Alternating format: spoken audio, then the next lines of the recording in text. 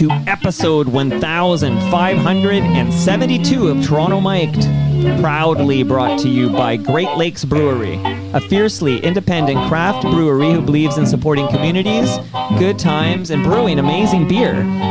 Order online for free local home delivery in the GTA. Palma Pasta. Enjoy the taste of fresh, homemade Italian pasta and entrees from Palma Pasta in Mississauga and Oakville. The Advantaged Investor Podcast from Raymond James Canada. Learn how to plan, invest, and live smarter. Season 7 of Yes, We Are Open, an award-winning podcast from Moneris, hosted by FOTM El Grego. RecycleMyElectronics.ca. Committing to our planet's future means properly recycling our electronics of the past. And Ridley Funeral Home, pillars of the community since 1921.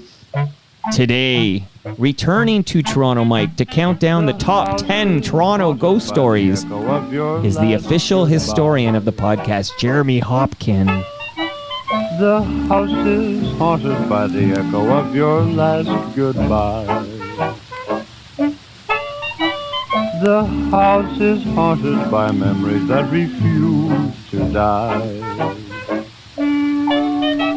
I can't get away from a vision that brings intimate glimpses of intimate things. A voice in my heart like a tart singer sings. I wonder who's kissing her now. The house is haunted by the echo of your favorite song. Welcome back, Jeremy Hopkin. How you doing, buddy? Pretty good. Thanks, Mike. You're now a quarterly guest. Every quarter we count down the top 10 something. You're doing a great job. Oh, thank you so much. I'm proud to have made it through a full 4 quarters. And happy Halloween to you. Happy Halloween. Now, I took a photo with you by the Toronto tree, Yes. and if people are listening to this podcast as an audio-only presentation, I am recording the video. You can check that out on my YouTube channel. But, yeah, thank you. Okay, so I want to let the listenership know, check out the photo if you can't see the video, because, J-Ho, you brought it today, man. I was scared when I saw you walking down the street. I was a little frightened that I might think, or I might make people think that death was coming for them. So, well, shout out to Ridley Funeral Home. You know the Yes, deal around yes. here. And why don't we talk about that song off the top? Unless I'm stepping... So I don't know where you're going to go with these stories, but am I stepping on your toes at all if I talk about that song I just played? no, not at all. It's just I don't have as many details as I have would some like. details. I think it was first premiered for the Gold Diggers of 1933. I'm not sure which movie that was, but I don't know who wrote it, but I have I a know mind a blow lot for of you. people have covered that song, including Mel Torme, K-Star, but yeah, if you have a mind blow, I have a mind blow for you off the top, okay? Mm-hmm. Because this is top 10 Toronto ghost stories. Right on. And when I heard that song in a video you posted on social media, so you used that song. Yes, That's where I heard it. And then I said, oh, I don't know this song. It's called The House is Haunted. Really appropriate song. But I'm like, that's a pretty good song for our Halloween spectacular here. But then I did a little research. I'm like, I don't even know, Jeremy, if you know how perfect that song is. Oh, that's amazing. Do you know who the artist is behind that version we just heard right now? Oh, that version there is the Casa Loma Orchestra? Yeah. But think about, okay, just soak that in, okay? Yes. That's Glenn Gray And the Casa Loma Orchestra. They were originally, in 1927, that band was known as the Orange Blossoms, and they're a Detroit group. They're not a Toronto group. They're a Detroit group. But then they got an 8-month engagement here in Toronto, Ontario, Canada, Yes. at Casa Loma. This is in 1929. When it was a hotel. It was a hotel. Uh-huh. And they changed their name to the Casa Loma Orchestra, and that's how they got the name. So the name, the Casa Loma Orchestra, of course, is in tribute to our Casa Loma. The song is called The House is Haunted. I can't think of a better song to open up this Halloween episode with Jeremy Hopkin. Amazing. Well, I'm glad it had even more of a backing there. I did know about the Casa Loma Orchestra, but it's nice that you tied it in even a little more there and brought that up. Well, look, I have to do something around here, J-Ho. I can't let you do all the work, okay? For sure. And before we get to the top 10 Toronto ghost stories here, I want to congratulate you. Of course, you have been nominated for a Heritage Toronto Award. Yes. I did a project, almost a couple of years ago now, where I colorized the oldest panorama that we have of the Toronto skyline that was taken in, they think around 1857 or 1858. So for years I've been seeing this panorama and loved it, and then realized there's actually 13 pieces. So this is a huge panorama. They don't quite line up, and the grade levels are all off too. So But no one would notice if you didn't tell us. unless you told them. But when you try to match them all up into one big panorama, it's really difficult. So I did a lot of work on that. My eyes were bleeding by the end of it. Matt Blackett from Spacing Magazine had sort of the same idea. He was like, I've seen your colorizations. You want to try?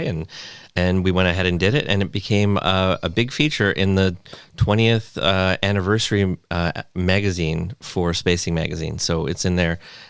In a bunch of pages. And these awards tomorrow night, am I right? Is it? No, it's today. It's tonight. Okay.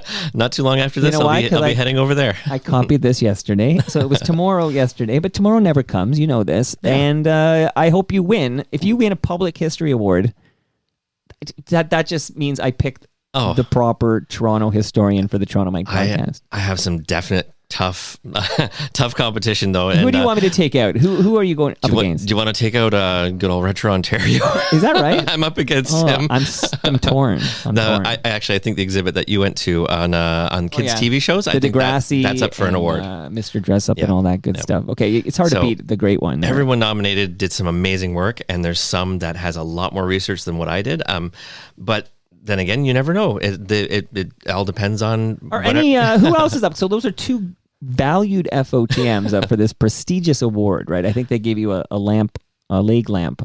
Shout out to Ty the Christmas guy, who, by the way, I'll do this off the top here because we're going to get into scary, creepy, spooky Halloween stories. Mm-hmm. But November 30th at noon, which is a Saturday, so noon to 3 p.m., we're collecting for TMLX 17 at Palma's Kitchen. And Ty the Christmas guy says not only will he be there, he's going to bring something special, okay? Cool. I don't know if he's going to bring a leg lamp. I don't know, but he's all about Christmas, Ty the Christmas guy. So he'll be there. And then I remember last time we collected there, that's when I met you, right? At TMLX 14? Yeah, at Palma's Kitchen. Yes. Though. Okay. And he also brought something special that day. Yes, he did. He brought the rifle, and then we were worried that the cops would come if we brought out the rifle at Palma's Kitchen. And he was also very nice with his company Retro Festive. He brought moose mugs for everybody. He brought. I thought it was just for Moose Grumpy, but no, it's for all of us. That was amazing. So I picked up one there, and very happy to have one of those. It's really cool. I have one too, and so everybody's invited. If I haven't been clear, it's free of charge. Okay, you don't pay. I don't get any money from you, but you do get a free Palma pasta meal. Jeremy, I have a large lasagna in my freezer for you right now. Amazing. Thank you so much. But also, I'll bring some fresh craft beer from Great Lakes Brewery, and you can have yourself a beer if you're over 19 years of age. Wonderful. I also have some fresh craft beer for you to take home, Jeremy Hopkin. Thank you so much. And thank you, Great Lakes and Palma. It's been amazing having both your products over the past year, and my family too have enjoyed, not the beer, but the pasta. I met those kids at Christy Pitts, remember. I don't think they're over 19. I'm going to have to check some ID, but they can have a hot pop. The very first time being at the Great Lakes Brew Pub was pretty cool. Monday, on the how last was TMLX. that for you? That was TMLX 16. I'm losing track of Absolutely loved here. it. Got to meet a lot more FOTMs that I only knew online before, and because I wasn't in the suit, they didn't know who that guy was at first. But you got to wear that hat. Yes, so we're nice enough to come by and check and talk to me, and we all chatted and stayed there pretty late. Yeah, it was an amazing time. So thank you to it's always a fun time. The GLB Brew Pub. Is a rare TMLX event where Palma's not feeding us because they have a great kitchen there. So we enjoyed their food, which was delicious, and their fresh craft beer. But now I'm going to turn the channel, and it's going to get a little spooky, and then I'll give you more gifts. Maybe after the 5th ghost story, I'll give you more gifts for making the trek here. But less of me, more of you. Are we going 10 to 1? Yes, we're going 10 to 1. I've got a real list this time. Usually I'm a little mixed up, but I've actually got one. But the first one is the only personal one I have. Everything else is a famous ghost story, but this one is one that is the closest to a ghost story that I personally have. So number 10. Number 10. I'll do that, okay? I'll do the number 10. Okay, number 10 is the Cornell Campbell House. Now, you might know downtown there's the Cornell House. There's lots of Cornells and Campbells in Toronto and just Canada-wide. But this is one house that's out in Scarborough, right smack dab beside Scarborough Village Arena. And I don't know if you don't know where it is. That's right at the foot of Markham Road, right at Kingston Road. So at one time, this was a close to 200-acre farm. Over the years, got whittled down to about 3 acres. And there was the Cornell family that lived there for a number of years, including James G. Cornell, who was a reeve of Scarborough. He had a famous dairy business that he eventually created with George S. Henry. That was called Farmers Dairy. They merged, became Acme Farmers Dairy, and it was a huge dairy downtown right by Casa Loma. So eventually that was sold off. James G. Cornell passed away. The house goes to his niece because he has no kids. And it turns out the niece is married to Albert Campbell, who is the first Metro chairman of Toronto. And but before then, he was also a reeve of Scarborough for a number of years. So lots of family in this house, lots of history built up over the years. Eventually, Albert Campbell passes away in the 70s from, he had cancer and passed away. His wife lived until 95, though, and passed away in 2005. So here's where I come into the picture. The house sat vacant for a little while, and some people were looking after it, but they said for insurance purposes and also just for sound mind, we need somebody there all the time. And they asked around and said, oh, there's this guy at the Scarborough Historical Society. He's not living anywhere. Well, why not ask him? He likes old stuff. So I said, hell yeah, sure. I'll go in there. You were living under a bridge? What's going on there? I wasn't living under a bridge. I was, at the time, I was just, sort of transient every once in a while with my parents. I dig that, like a hobo. All over the place. Yeah, a fashionable hobo. There you go. I dig that vibe. Why not? Live while you can. Yeah. So, I was going through school and a bunch of other stuff. So yeah, I was with the Historical Society for about 15 years, so they trusted me. So I got to live in there for, it turned out 2 years, because they were waiting for, they basically put this house forward and said to the city, do you want to buy it? We would like it to stay with the city and stay as it is, as this little 3-acre farm sort of place with barns and all that kind of stuff. And eventually they did, but they were going through an election, so it took a lot longer. So luckily for me, I got to stay there for a while, and then I got to know the family and started talking. So then one day my girlfriend was over there, and she's in the kitchen of the place, and I'm upstairs. And then I came downstairs. She goes, is anybody in the building besides us? Like, what the heck's going on in this house? And I said, what? She says, there was like a woman singing a song and walking up and down the halls. I didn't see a thing, though. Where is she? And it's 3 acres, and you have a sight line everywhere. So it's not like anyone could hide after running out of the house. But she wasn't pulling your leg. No, she wasn't pulling my leg. She's very sincere. And there had been other times, too, where she was like, there's just something weird about this place, or other things like that, right? She wasn't pulling my leg. And she said, I said, no. And we looked all over the place, didn't see anybody. And it was a big house. Originally, it was a farmhouse that was built in the 1830s. And over the years, around 1910, they bricked it over. So it was a much bigger building. So yeah, months passed, and the Campbells, Albert Campbell's kids, would come by the house for Christmas time, and I said to them, whatever, it's your house. I'll move out while you guys are here. And so they moved in, but we got along and we chatted about the history of the place and all that. And then one day I was talking with David Campbell, and this is the youngest son of Albert Campbell, and he started talking to me about all this stuff, and I said to him, you ever heard anything about a woman singing or anything like that in here? And he goes, oh, that would be May. And I went, what are you talking about? And he goes, well, May was singing and walking around the house one day, and she came into the kitchen here, and she got up on that very stool right there. A lot of the old furniture was still there, and she stood up on that, was cleaning the ceiling here, and we don't know if she had a heart attack and fell down and died, or fell down and died as a result of the fall. But she fell right here in this kitchen, right where we are. And I went, oh my God, the two stories, she didn't know anything about it. He didn't know anything about her seeing that. So I went, that's the closest to a ghost I'll ever see. Well, that's closer than I've come. And there's some historical backing to it too, because May Cornell was James G. Cornell's sister, who was a spinster. She never got married, so she ended up living at the house and just living there until she died that day. Wow, May the ghost Okay, and your girlfriend at the time, That was spine tingling, yes, at the time. And I told her, and she was like, yeah. she was witness to this something, ghost. I knew something was going on. She didn't see it, but she heard it. And Okay. yeah. So, I'm like Fox Mulder over here. I want to believe. So this is a roaring start that you have a personal anecdote on a Toronto ghost story. yes. And so it's not a big famous place, but it does have its ghosts. And And you were said- there. David said, as Brother Bill would say, Yeah. you were there. I was there, and I wished I was kind of willing it, saying, please visit me, ghosts. I want to talk to you. I want to know about the little tidbits about stuff, but I've never seen a ghost in my life, never heard a ghost. And Wow. so there you go. There's one of them. Okay, love the personal anecdote off the top here, and in my big radio voice, because I spent many years in radio. Yes. No, I did not. Come on, that's me wishing when I was a kid. I wish I could be Tom Rivers. Oh, your voice is just fine. Don't All right, worry. Jeremy, you It ready? gets the job done. Let's see if we can do this. Ready? Yes. Number 9. Oh, number 9. Here we go. Now, this is the story of the lighthouse that I've been showing in my promos. Which is a great promo, by the way. Oh, thank you so much. It's I showed it to my 8-year-old, and cool. she thought it was because you have that ghost coming out of the lighthouse. Yes. And it's like, you're like George Lucas over here, okay? You got the effects. That was a pretty cheap effect there, but thank you It very worked much. for us. If it Okay. works. It worked. It worked.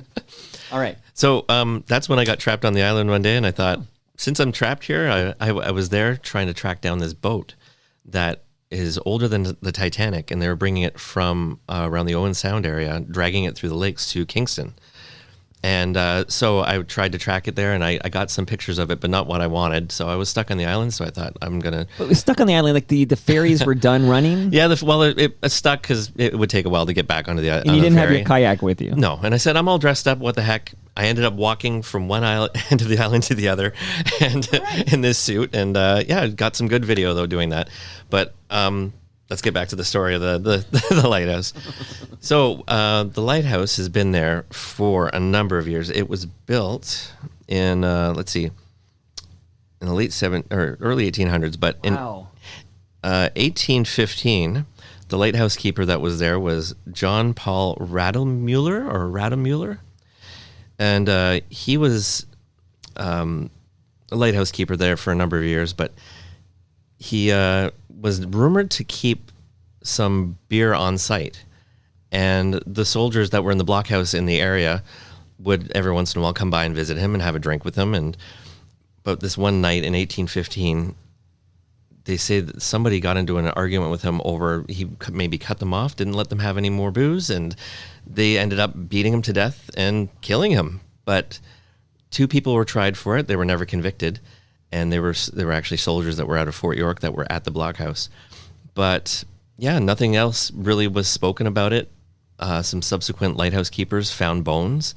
They didn't know if it was linked to him or not, and also thought they found graves, but who knows whose grave those were or that was. But there is some official documents though, and some historical backing, and more recently a few people have gone into Rademueller's history. He was a German man who was in the service of a lot of English aristocracy, also some noblemen, and eventually he grew older and just wanted to retire someplace in Canada.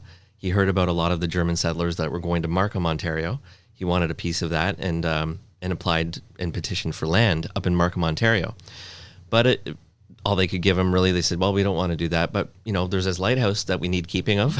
So he spent out the rest of his life there. And so there's a few things that you can prove that he existed, that there was a trial. But as far as how his body was disposed of and what happened, it's still unknown. And he's the spirit we saw in those videos. Yes. Okay, so he's haunting that lighthouse. Well, he lived in a cottage that was just beside the lighthouse that doesn't exist anymore. It lasted until the 20th century, but they eventually tore it down. But so that's where the incident occurred. But a lot of rumors and a lot of things also circulate the lighthouse, and people say they see his spirit going up to light the lighthouse. And there's also some myths about the 13th step. If you step on the 13th step, that's what he haunts. So over the years, it's grown and grown and grown into this I remember it urban as a kid. legend. I remember it as a kid that we were told the lighthouse on the Toronto Island was haunted. Oh, yes.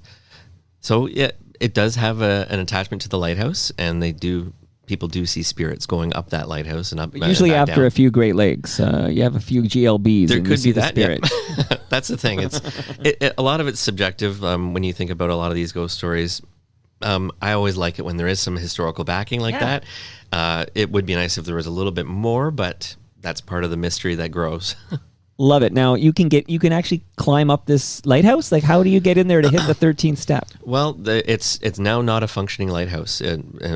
Fairly recent.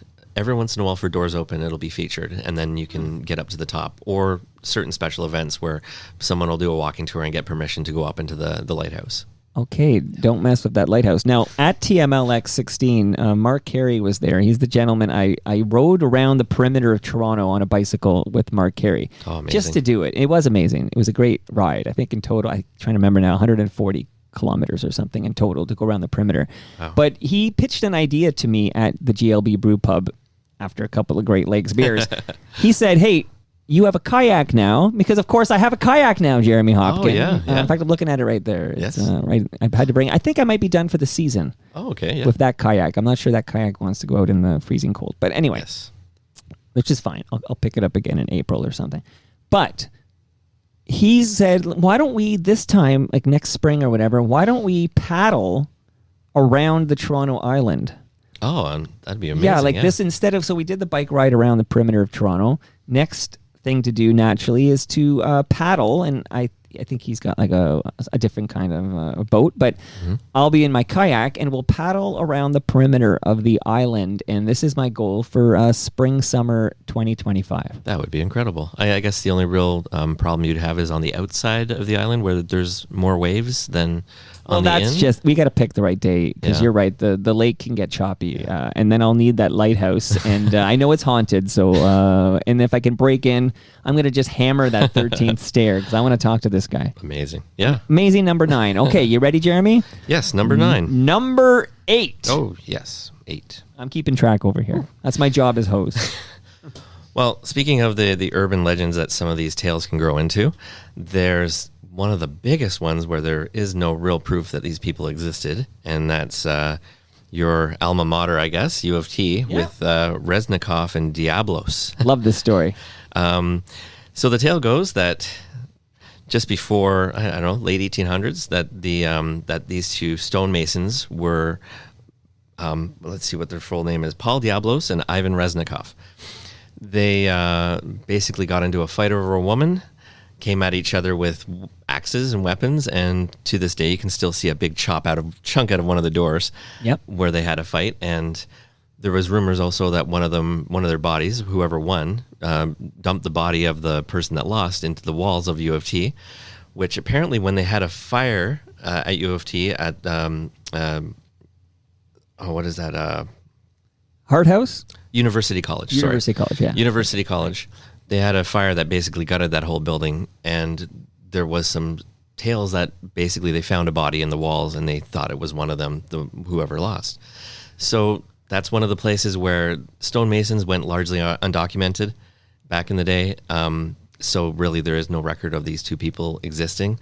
They do a lot of ghost tours, and the university actually is very proud of this tale, and it's kind of their spooky ghost story they tell to everybody. But there really hasn't been too much proof behind it yet. So That's a shame. I have documented what I know to be, obviously, you say there's no documented proof, and you're the official historian, but I'm now looking on TorontoMike.com. Yes. I wrote, the name of this entry is U of T Ghost Story, Diablos and Reznikov. And I biked over fairly recently to take a photo by that door with the chunk of the door missing because of an axe, allegedly. And, of course, they named the you can drink at Diablos at U of T, so that was named in honor. But Yes. this is quite the story around there. They were sculptors, by the way, working on the construction of University College, I believe. yes. So Reznikov Yes. was a Russian from Poland, and the other one was Greek. the other was Greek, from Corinth. And basically, this confrontation, Diablos had a knife and killed Reznikov, and then you're right, dumped his body there down a well, and he He was denied a proper burial, and that basically has caused him to be haunting the college ever since. Fox Mulder, I'm going to channel. I'm looking at all these great photos I took, by the way. Good job, Mike. Oh, goodness. Yeah. It's, there's another legend there that the axe battle continued atop the Soldiers Memorial Tower, and that's where Reznikov fell to his death or whatever. So I want to believe this to be true, Jeremy. So I hope this story's true. It's a great story. The Soldiers Memorial, wasn't that made in World War I or just after World War I? Well, you're or am the I official. confusing my memorials? I'm looking at it now, but we'll dig into that. But by the way, I think Diablo's is a coffee bar, so they were drinking coffee there. So that's. They got into a fight over a coffee. I was the only one sipping Great Lakes beer there, but and he brought a knife to an axe fight. And he lost. Bring a knife to a gunfight. He was bringing a knife to an axe fight. So I'm so glad you included this story, a great U of T story that I've been hearing forever. Oh, for sure. Again, it's legendary, and it is just amazing. You can actually go and you can touch the where the allegedly that axe hit the door. It does look like an axe hit that door. So I don't know what the real story is, but I've heard a lot of the people on the tour actually tell you if you touch that, you're cursed. I've done that. I've touched it. Well, that explains everything. Oh no, J-Ho, that explains everything. Okay, love this. We've been to the Toronto Island now, and that's a story I grew up hearing. Now we got the U of T story. Number 7. Yes, this is the Keg Mansion. And if you've been to the Keg Mansion, it was you probably see a little bit or hear a little bit about the history where it started off as a mansion built by Arthur McMaster, but when the Masseys came there in 1882, they expanded the building and made it their own. Massey, you'll probably know his name from Massey Hall, but that was his foundation that gave money towards Massey Hall. He was passed away by that point, so his relatives and everyone continued on to make great things like that. He was an industrialist. Eventually, his company... Wait, is this Vincent Massey? This is actually Hart Massey. Okay, so Vincent Massey is another Massey. Yeah, that's only because I got to shout out Andy's on the live stream, and Andy's the biggest Degrassi fan I know. And the Degrassi Junior High, the facade, is in this neighborhood, New Toronto, and it's Vincent Massey School. Like you can go there now. We could walk over there and take a photo by it. But a different Massey. Please continue. Very cool. Eventually it became his company became Massey Harris, which made tons of farm machinery across the country and was huge. So eventually the building was given to U of T Victoria College. Is it Massey Harris or Massey Ferguson? Oh, sorry. It became Massey Ferguson after Massey Harris. Okay, good. Yeah. That's a fun fact. It's evolved over the years. Okay. So Massey Harris had a huge factory here in Toronto in Liberty Village. Okay. And there is still a few of the offices left over and also part of the old jail that used to be there, the Central Prison. Wow. So let's see here. The building was also the first home of CFRB. And Canada's first radioless battery? Do I have that right? Or first radio batteryless? Canada's first radio batteryless? CFRB. I can Google this one, but I'm pretty sure it's something like radioless. Canada's first Rogers batteryless. I thought the R was originally like before it was they decided to like reinvent it as Rogers, but it was radioless battery. I will Google the original call. Batteryless radio. Rogers was the first in Canada to have a batteryless radio where you could actually plug it into a wall. Or early on, there was only light sockets that you could plug these radios into. Okay, so there depends on your source, but it seems to mean Canada's first Rogers batteryless. Mm-hmm. Okay, always got to stick Rogers in there. They did it to Skydome and they did it at CFRB. Yeah, that was their company, and there were a lot of companies snuck their names in there or their catchphrases whenever they own these radio stations. And now there's a Rogers Stadium coming to Downsview Park. Will that be haunted? It could be by some of the old aviators that were there. You never know. You know what? We got to keep our eye on that. So who's haunted? Sorry, sorry. Yeah. I got off track too. I need to know. I know. It's because I jump on these tangents, but I need to know who's the ghost and what are they doing. No worries. So eventually it became Julie's Mansion and then became the Keg Mansion in the 70s. And ever since it had anyone really there visiting, there was a lot of the staff that's there and a lot of the visitors were just seeing weird things and reporting it. And eventually these stories added up and people would see ghosts. And eventually they attributed some of the ghosts to some of the Massey family that were living there, including, let's see here. There is one of the big ones there is the Lillian Treble Massey, who was the daughter of Hart Massey. She eventually took over the house. When she died, she was in her 60s.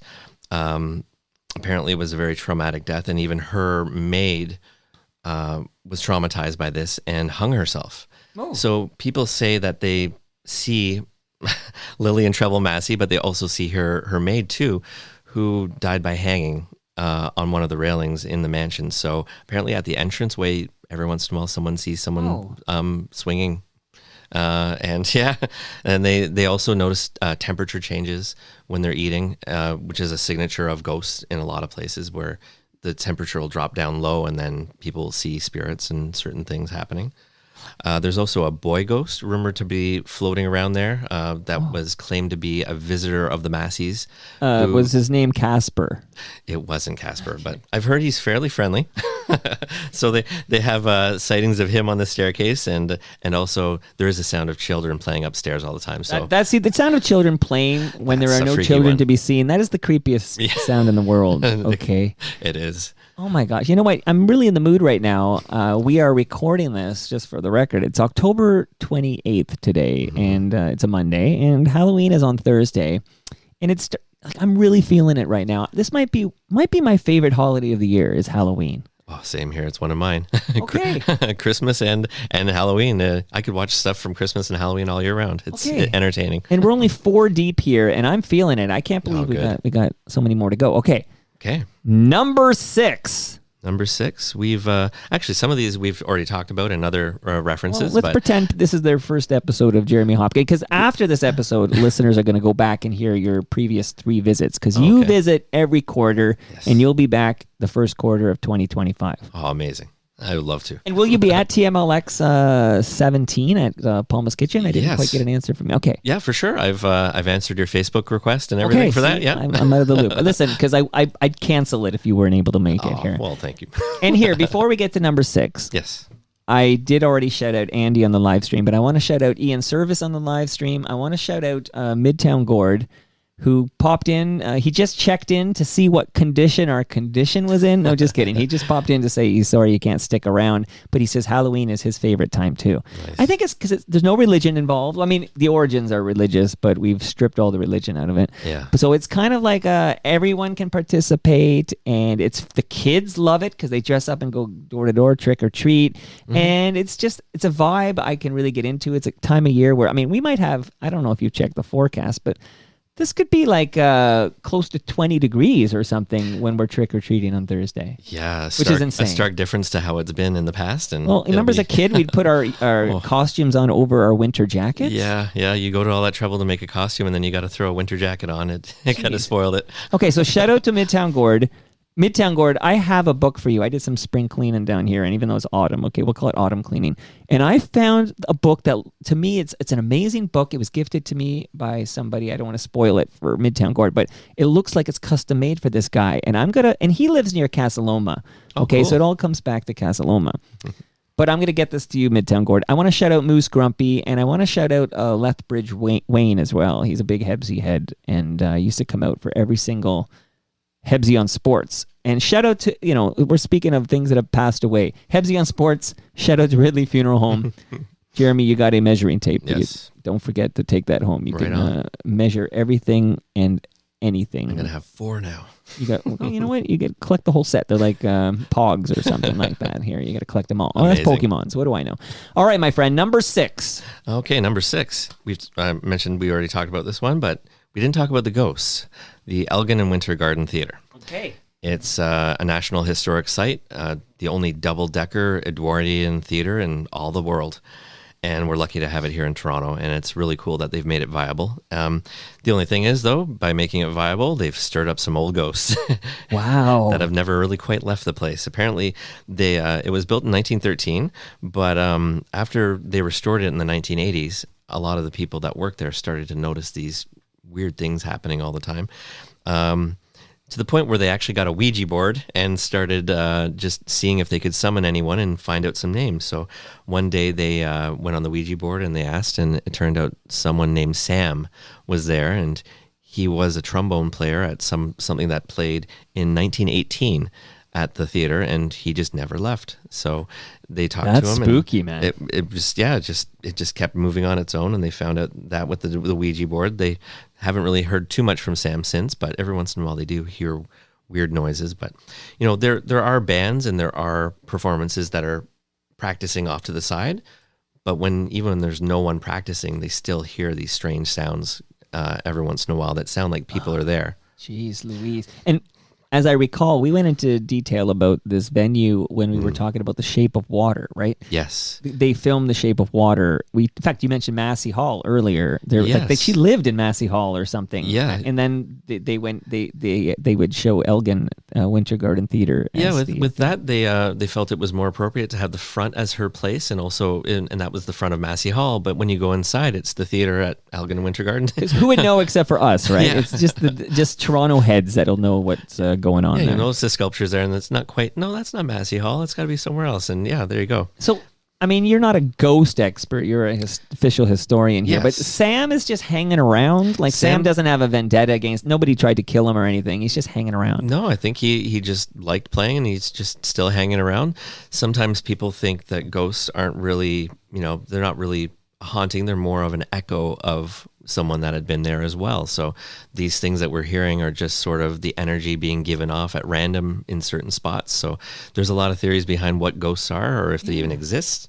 Well, obviously, we don't have definitive proof of Sam, right? Yeah, These are, and again, all of this is therapeutic. Like, I want to believe, but these are fun stories for a Halloween episode of Toronto Mike. But Sam, if he could perform... They would sell out that place every night. Who would want to go see a ghost performing at the Elgin Winter Garden Theater? That would be a huge attraction. That's it. Okay, so shout out to Sam. So there's a few other ghosts flying around there too. There's also a very famous one called the Lavender Lady, who apparently when she appears at the grand staircase and also in the elevators, which are the original elevators from 1913 that they've repaired and they have running still there. So in any of these accounts, when people do see her, again, the temperature goes down low, and then people will spy a vision of her either at the staircase or the elevators. And one thing in particular with her is that they always smell flowers or like a lavender smell. That was just her perfume or something. Could be worse, right? That's not so bad. Yes, from what I've heard from some ghosts, they leave a pretty nasty smell. Like, so, what's your signature scent?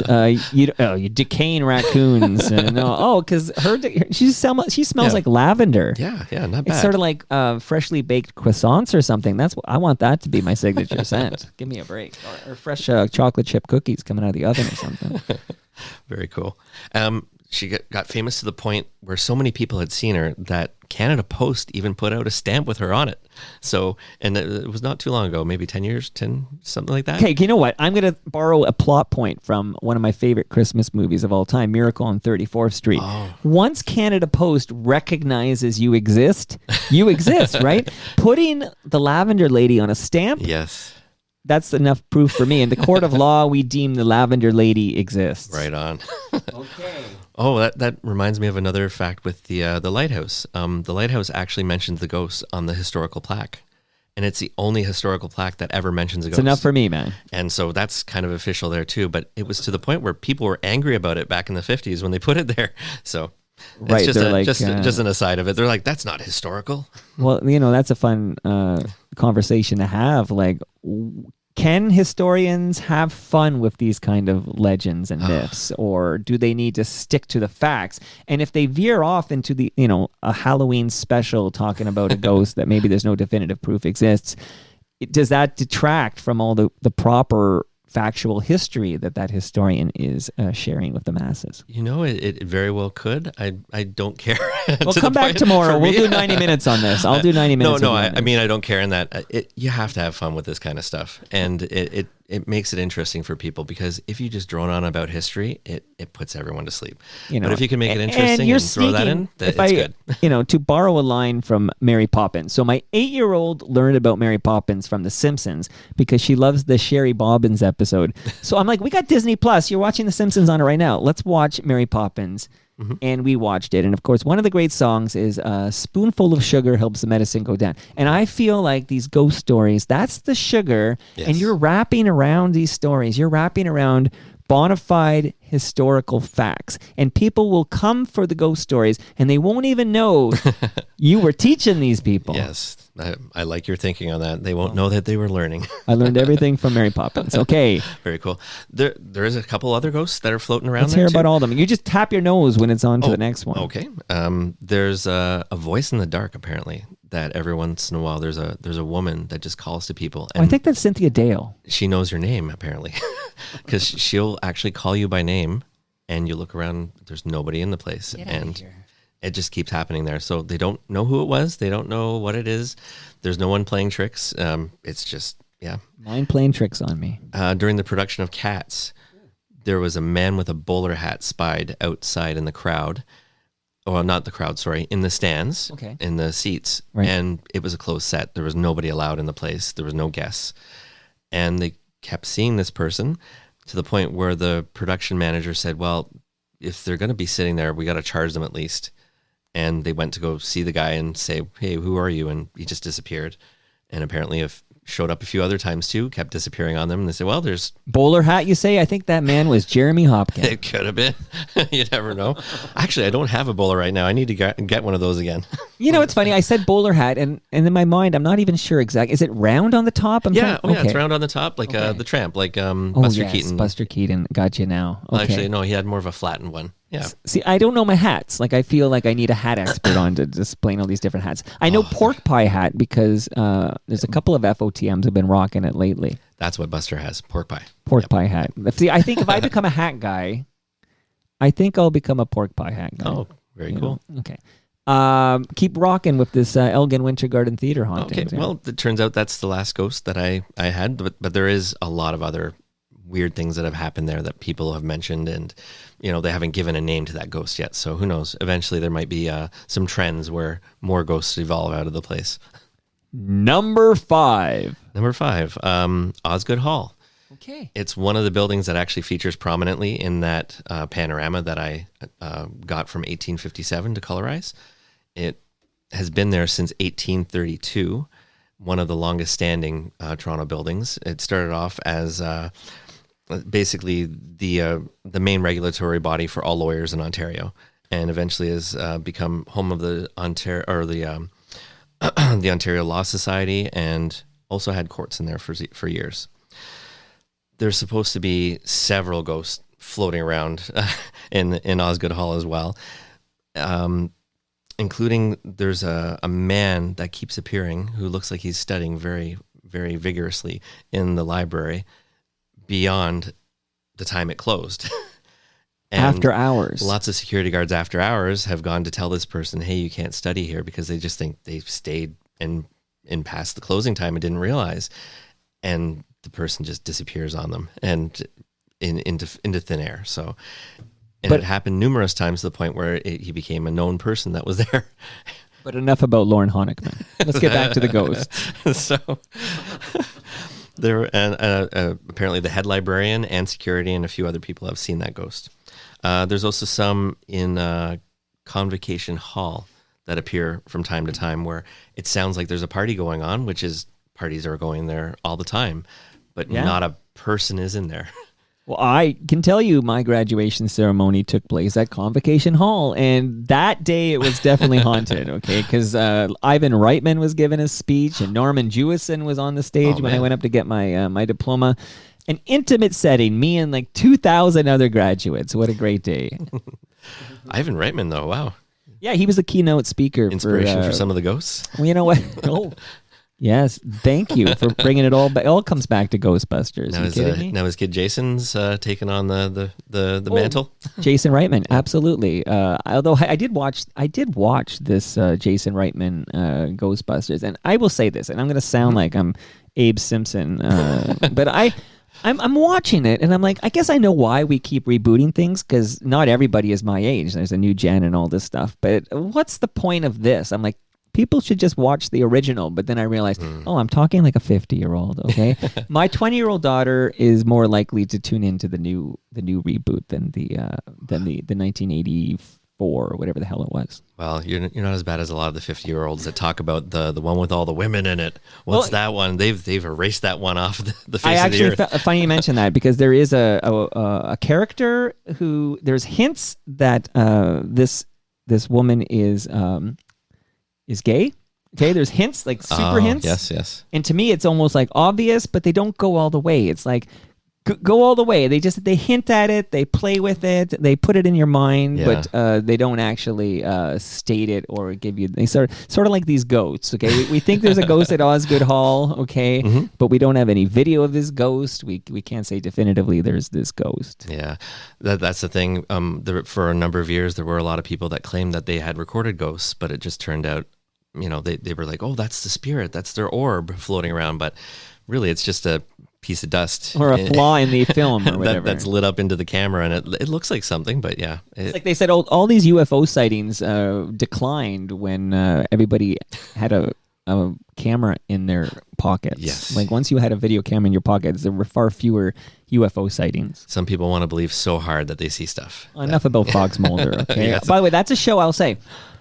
Oh, I loved that X-Files. show. It was appointment viewing for me. I love the dynamic between Mulder and Scully, and I like the whole idea of Monster of the Week, and I like that there was also this like thread throughout. I kind of like that style where you could drop in and watch an episode; it would stand alone, but there were threads that were what's the term I'm looking for when something is builds. It's not they don't stand alone. Oh yes, it's it's not episodic. It's sequential, or I'm not sure. Oh God, what is wrong with Jeremy? I'm not fixing this in post. We're going to be embarrassed. But I loved your number 5 here. You ready for number 4? Sure. There's one more ghost though I had to talk about. At Convocation Hall, there's also a woman in white that apparently goes there in a white dress and just weeps at the foot of one of the portraits and cries over and over again, and then disappears and comes back and cries again.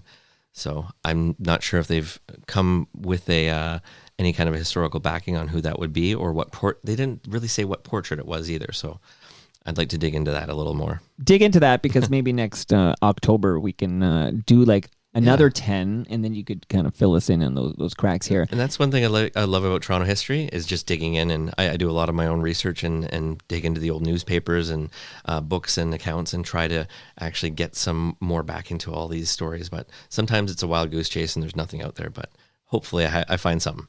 It's possible the term I was looking for is progression, but I'm not sure that's actually the word I was looking for. I feel like my word started with an A, but not episodic, but progression. Okay, so there's a building progression in there, so that it builds on the story. Like The Wire, okay? The Wire episodes don't stand alone. There's an arc that continues throughout the 5 seasons. Yeah, the characters are actually characters. They've built up a history. Right. And shout out to Molly Johnson, whose brother created The Wire. Everybody knows this, okay? That ain't no ghost story. I ain't afraid of no ghosts. And the Huey Lewis.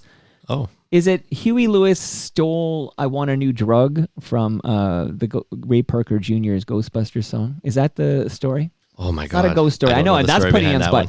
I'm gonna say that, okay, and then I'll do a fact check later. I believe I Want a New Drug by Huey Lewis and the News.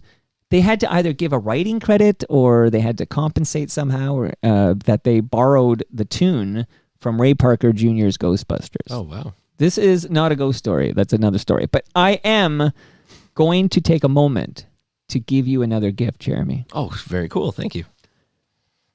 Did you get a wireless speaker in any of your previous 3 visits? I did, I think, on the very first visit. See, because you come every quarter, you're picking up the Moneris sponsorship swag. But I have another one for you, because I know you got kids. That is a wireless speaker from Moneris, and the intent here is that you will go home and subscribe. Oh, you don't have to wait till you get home. Subscribe right now. Subscribe to Yes, We Are Open, which is an award-winning podcast from Moneris, hosted by FOTM Al Grego. I already know, Jeremy, you like a good story. You're a storyteller. Sure. And Al has some great stories about small businesses across the country. It's pretty cool. It's very cool. He went to, Al Grego went to Winnipeg, and things get spicy in episode 3 of season 7, because Al visited Nikhil Dutt, owner of Spice Circle in Winnipeg. His family opened the restaurant in 2019 despite having no prior business experience. So if you want a scary story, if you want a frightening tale Imagine opening a restaurant with no prior business experience. That's always frightening. It's very scary. Now imagine doing it in 2019 when you know what looms in 2020. Ooh. Okay, this is scary. I'm scared right now. But if you have the courage, subscribe to Yes, We Are Open and enjoy season 7.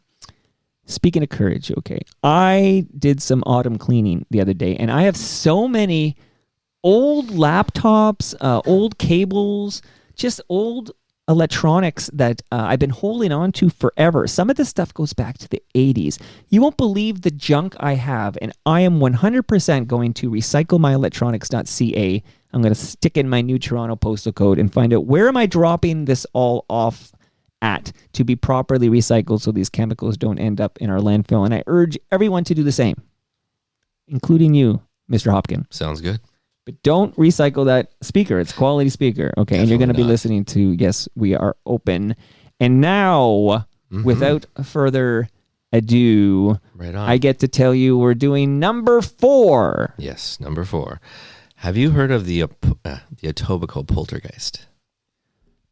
I haven't, but I'm wondering now if this will somehow lead back to Commandant Lassard and the Mimico Psychiatric Hospital. Unfortunately, I left the Mimico one. Is that out. for next year? That's for next year. Okay, we got to keep some gold for next year. Yes, it does have some ghost stories for sure. But this one is this one's a house at 184 Prince Edward Drive. Okay. It's still there today. And I looked on the maps, the old aerial maps and a few historical Godes atlases, and I saw that there was this one house that stuck out of the whole neighborhood that existed there even way back when it was farmland. Yeah. And it was this house. So this is an old clapboard house that's in the middle of a neighborhood that was built in the 20s and the 30s. But in the 1960s, 1968, for 10 days, the family that was living there, it was a family, Roy and Carol Hawkins and their 3 children. They were plagued by a poltergeist for 10 days in a row, to the point where their psychiatrist actually had them on sleeping pills, and they just were having horrible things happen. Even the family cat got thrown against a wall, banging, crashing. If I may, Jeremy, and again, I want to hear the full story, Yes. but if you're being haunted for 10 days, firstly, it takes me less than 1 day of being haunted before I'm in a hotel. Maybe that was a progression too. It just built up over the Who over the days. sticks it but out? They Okay, stuck guys, it out. it's day 10. Hey, they were tough. They were from Cats are being flown. They're eating the cats. They're eating the dogs. I know it's been a tough week, guys. We're gonna go for week 2 here. Wow, and I know where Prince Edward Drive is. Yes. I might make a bike ride over just to see 184 Prince Edward Drive. So please continue your story, but I think sticking it out for 10 days, that family. Yeah. They were tough. What year was this? They were from Newfoundland. Very tough people. They came in there and they were like, no, we're Say staying. no more, J-Ho. Say no more. And this is 1968. So it was in 68, okay. between April and May in 1968. And it got to the point where the Toronto Star sent a couple reporters out, and they saw what was going on, and they still claim, even in more recent Toronto Star reports about the house, that what we saw, that was happening. It actually was happening. So they sent Rosie DeMano in 68. Well, this was Ben Rayner and John Galt. There you go. Ben knows his maritime. I know. Oh, Mike, what did you learn from Heather Bambrick? You learned that Newfoundland is not the Maritimes. That's a Toronto mistake, and you sound ignorant. It's Atlantic Canada. So, the doctors put them on tranquilizers after the cat got thrown in the wall, and crowds of kids showed up at this place, and adults, just to see the next thing happening. And they eventually brought people in to perform an exorcism. And they performed an exorcism on the place, and apparently after that there was nothing happened. And even to this day, people are living in it. There's been no reports about anything happening in that area since. And what year was The Exorcist again? The Exorcist was in the same year, 68. The Exorcist any inspiration one to the other? I'm wondering if there's some synergy here. I'm not sure. I know. Because when's the last time you heard about a good exorcism? It's been a long time, and it's only really in that exorcisms. time period. By the way, I'm just going to connect some dots. So exorcisms seemed to peak in 1968, around that time. Oh. Also, the Toronto Maple Leafs hockey franchise peaks around that time.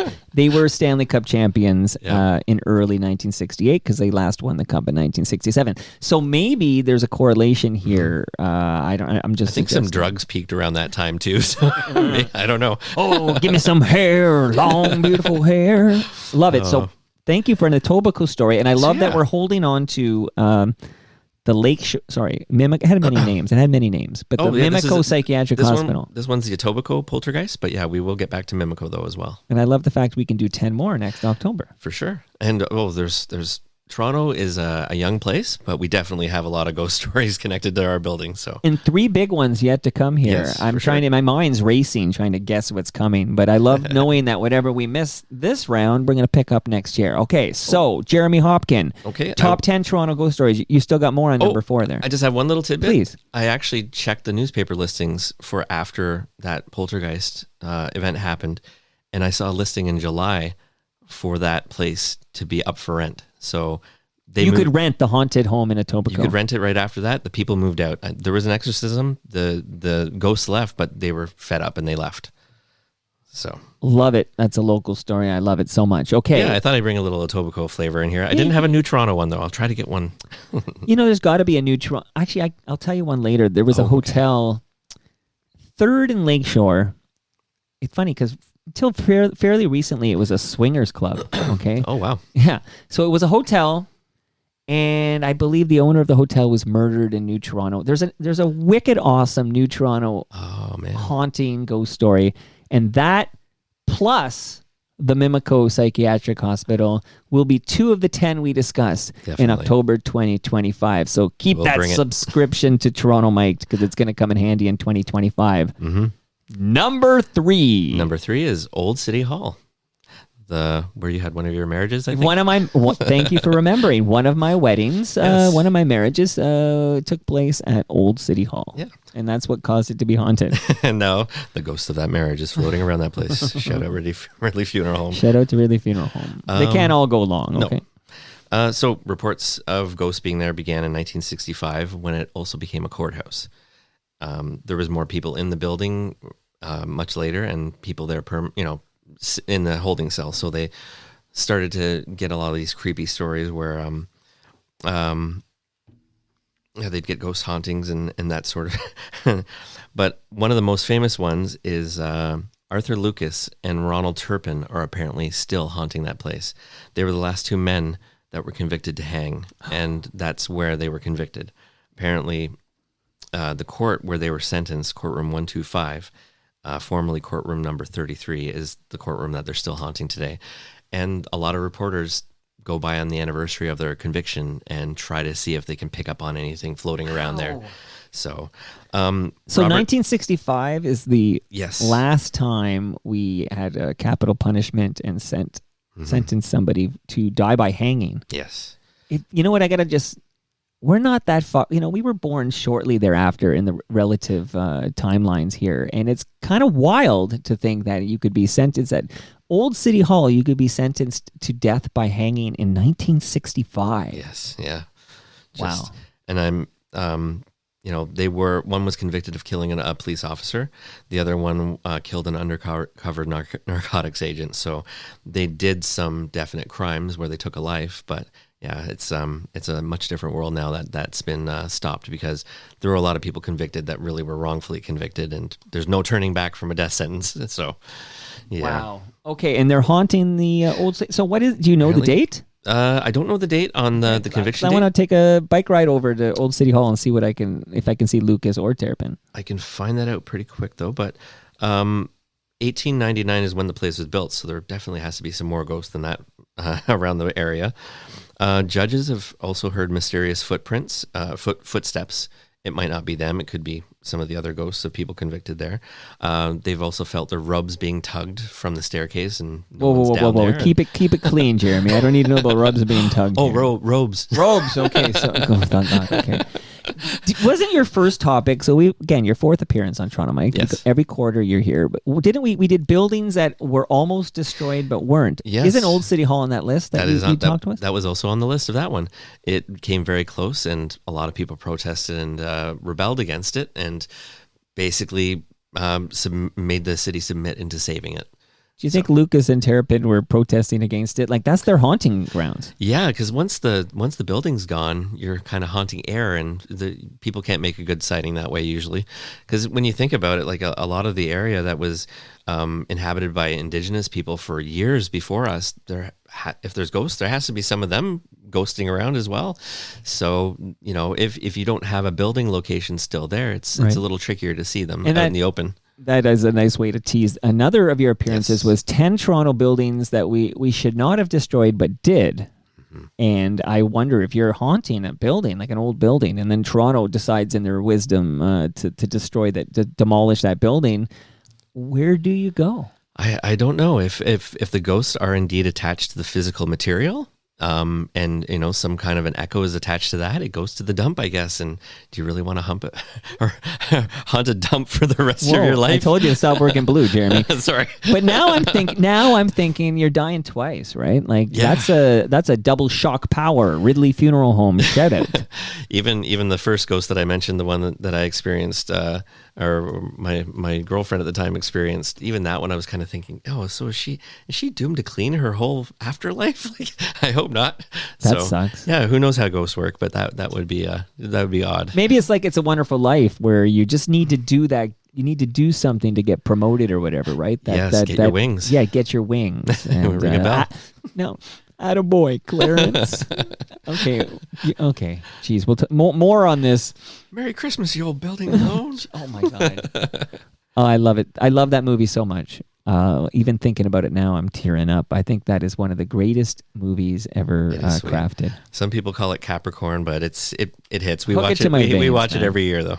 Hook it to my man. But there's some people out there who will be like, oh, in Field of Dreams, when he plays catch with his dad, it's so manipulative or whatever. I'm like, no, it makes me cry. Hook it to my veins. Mm-hmm, okay, stop raining on my parade over here. Okay, I need to be in touch with you got to clean out the tear ducts once in a while. Yeah, it's good for you. Keep them healthy, yeah. Every single April when the Leafs get swept in the first round. Just kidding. Okay. All right, my friend. All right. Number two is a museum in Toronto, the Mackenzie House. And this was home for a time to Toronto's first mayor, William Lyon Mackenzie.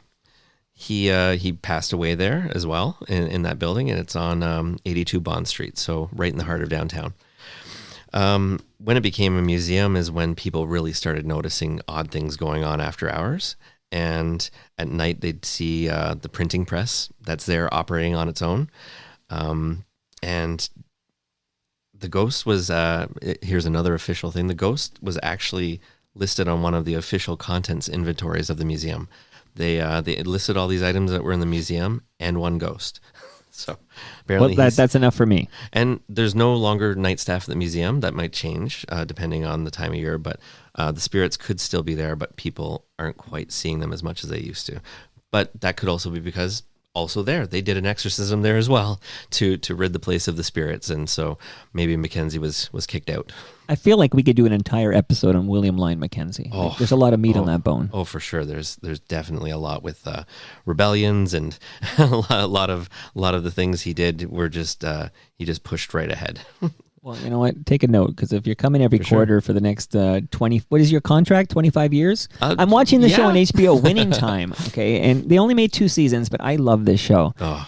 And the guy, Jerry Buss, he gives Magic Johnson a 25-year contract, $1 million a year for 25 years, back when that was huge money. Yeah, and it's kind of a plot point or whatever. I'm not sure Kareem Abdul-Jabbar loves this, but it's all very interesting about the primetime Lakers. And I should share with the listenership that I made a similar offer to you.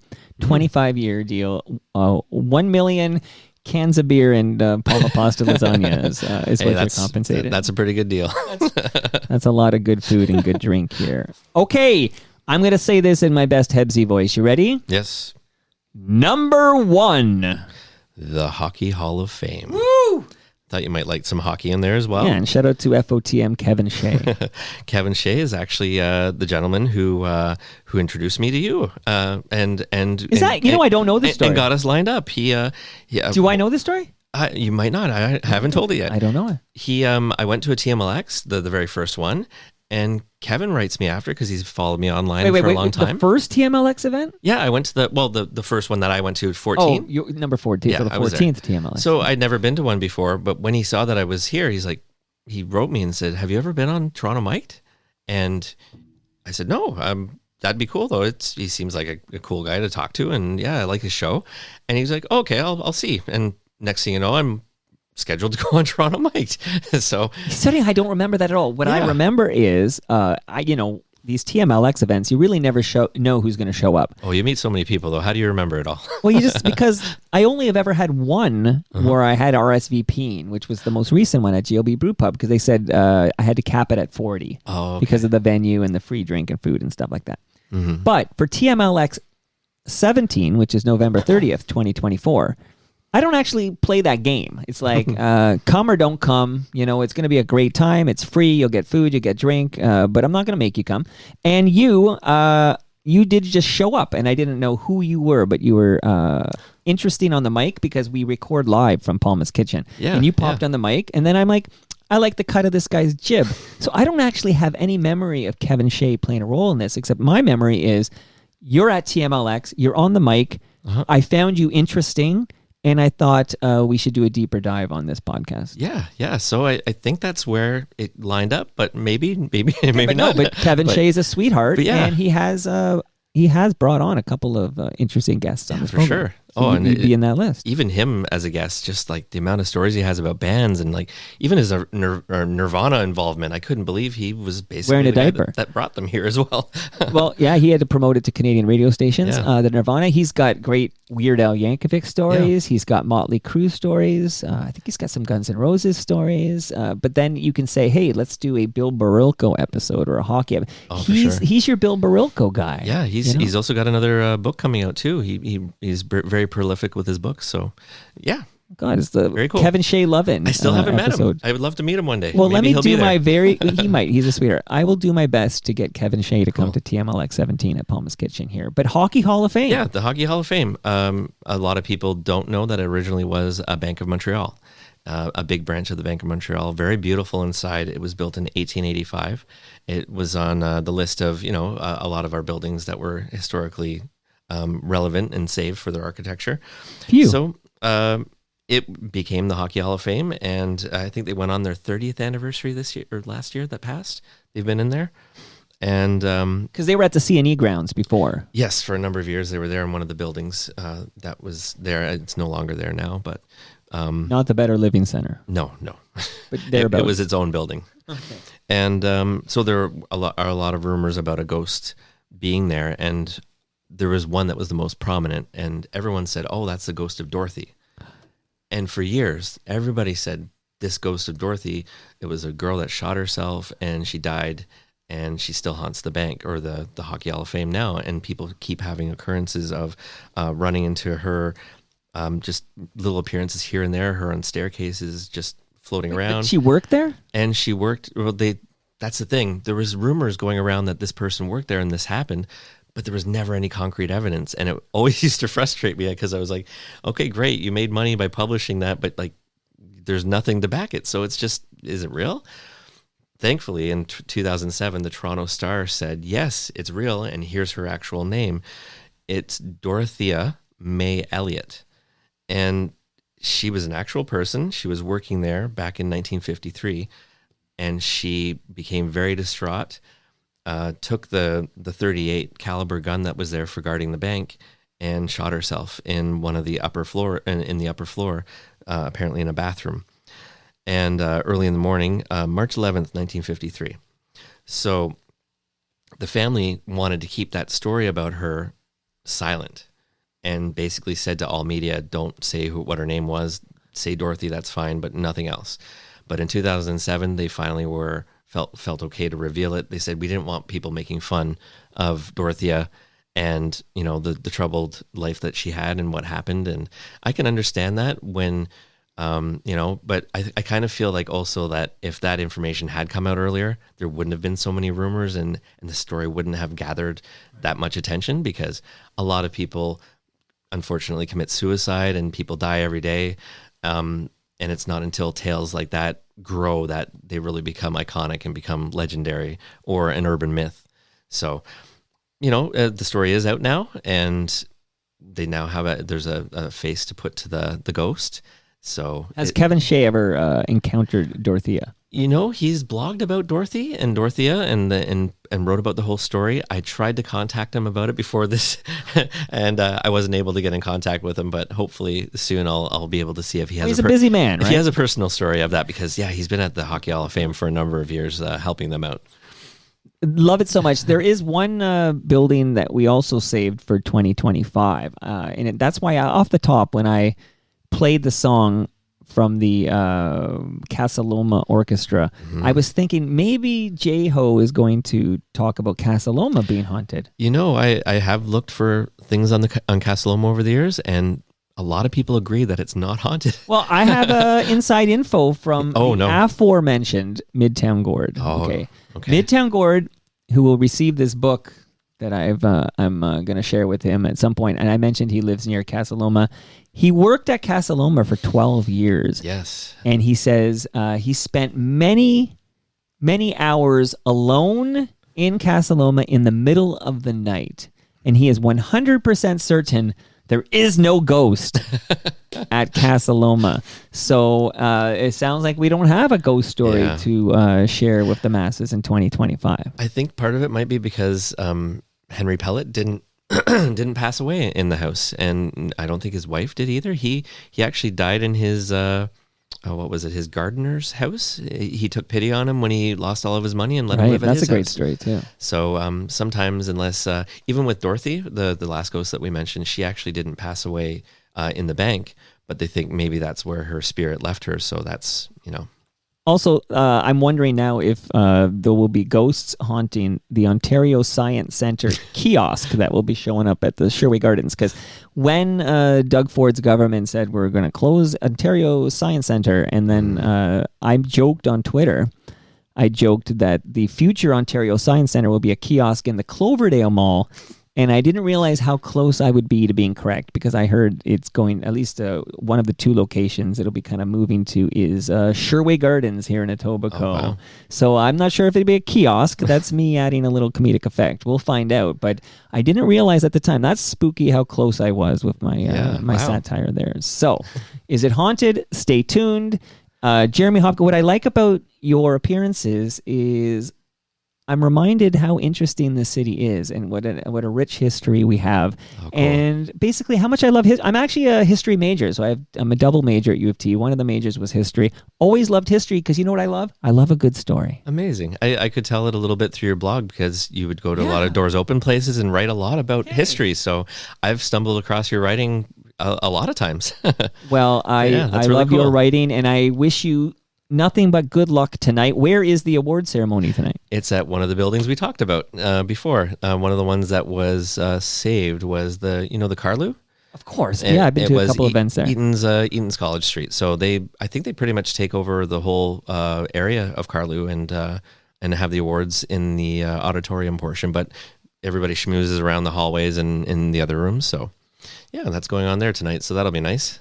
I even brought a piece of it here that one day. Yeah. Oh my God, yeah. You've been a welcome addition to the TMU, the Toronto Mike's Universe.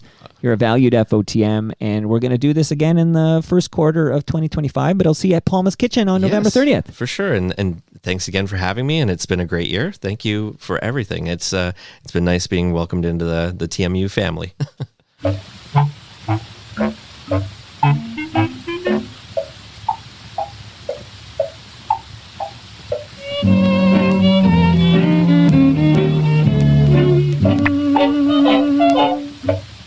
And that brings us to the end of our 1,572nd show.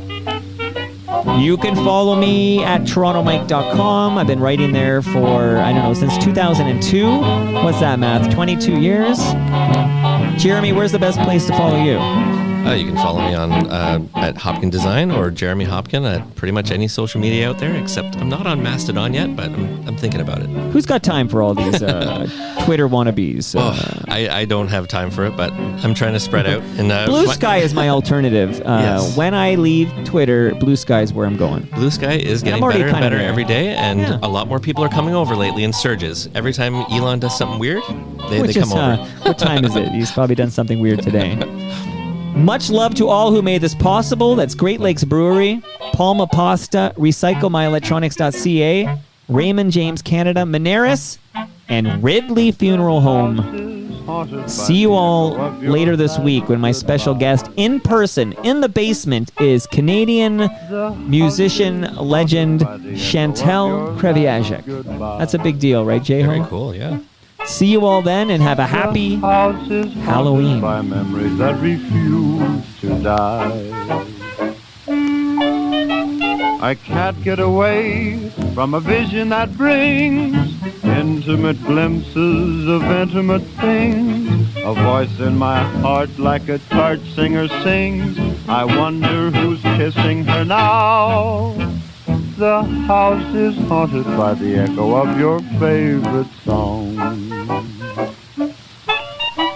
The place is cluttered up with roses that have lived too long, much too long. The ceiling is white, but the shadows are black. A ghost in my heart says she'll never come back. The house is haunted by the echo of your last goodbye.